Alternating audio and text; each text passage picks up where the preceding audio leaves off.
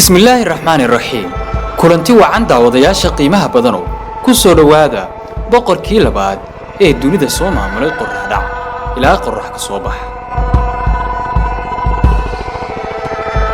waana sheekooyinkii taxanaha ay ku saabsanaa afartii boqor ee dunidan soo maamushay gabi ahaanba mataliskoodu gaaray qorrax soo bax ilaa iyo qorrax dhac waa boqorkii ugu horeeyay kan ka hadlayno oo cadli sameeya ama caadila dhulkana xukuma wuxuu xukumayay adduunka muddo dhan 500 sano waxa uu ugu yeeray dadka islaamnimada wuxuuna faafiyay nabadda isagoona diiday dulmiga wuxuu xukunkiisa gaarsiiyay qorrax soo bax ilaa iyo qorrax dhac qisadan waxaan ku eegaynaa boqorkii ugu horeeyay ee islaam ah oo dunida soo maray isla markaana maamulay maxaad ka taqaanaa dulqarnayn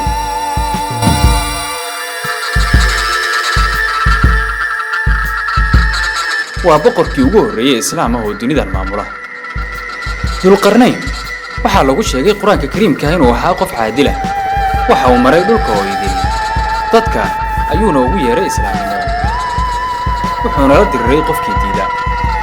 wuxuu faafiyay diinta islaamka wuxuuna reebay dulmiga isagoo ka soo horjeestay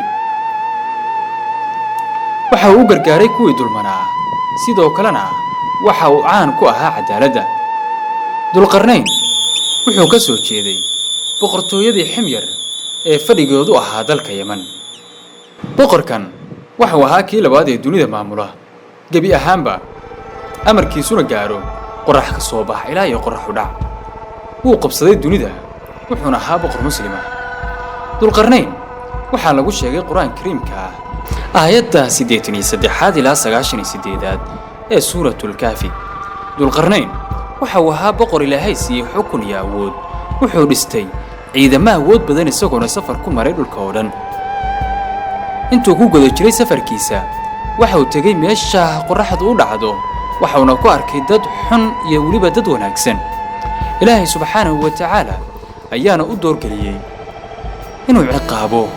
ama inuu wanaag u sameeyo dulqarnayn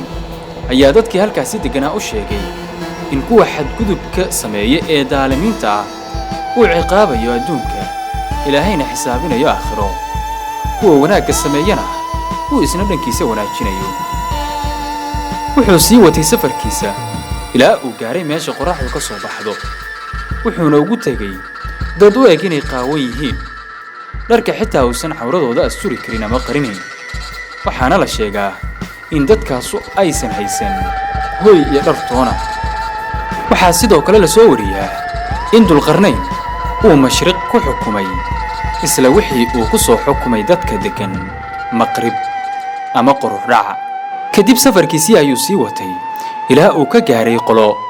ku nool laba buuro dhexdooda waxay ku hadlayeen luqad aan la fahmi karin waxayna ahaayeen qoom u muuqda inay tabar daran yihiin waxaa dhib iyo xadgudub ku hayay isla markaana mar walba dhibaato u geysan jiray juuj iyo wamaajuuj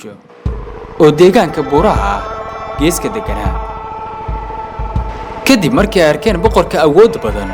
ayay ka dalbadeen inuu ka awdo ama ka xiro meesha ay soo maraan waxayna ka codsadeen inuu dhiso darbi adag wixii maalahna ay iyagu bixinayaan dulqarnayn boqorkii caadilka ah ee muslimka ahaa waxa uu ka aqbalay dhisidda darbiga laakiin wuxuu ka diiday maalkii ay damceen inay halkaasi ku bixiyaan hase yeeshee wuxuu ka dalbaday keliya inay u kaalmeeyaan uguna kaalmeeyaan sidii uu u dhisi lahaa darbi adag dulqarnayn wuxuu dejiyay farsamo injineernimo ku dheehan tahay oo la yaab leh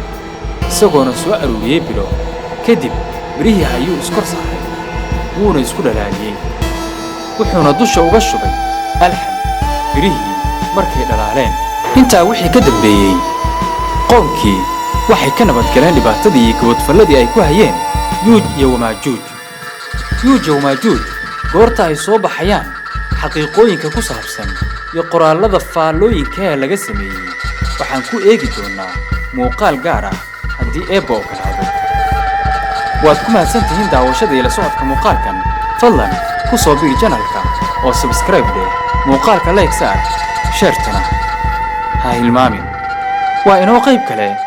iyo boqorada kale ee inoo dhiman.